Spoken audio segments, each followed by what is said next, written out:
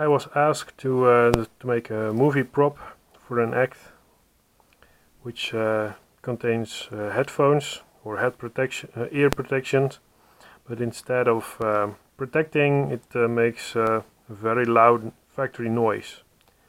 So I made this. It has two buttons on it and a switch to turn it on and off. The top button makes a loud factory noise like this.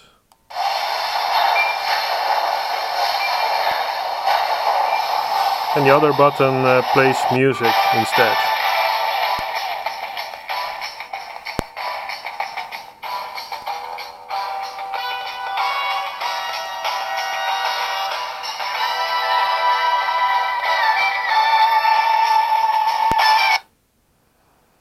And it had to look like something from the 60s, so I went with grey, and I weathered it so that it looks old.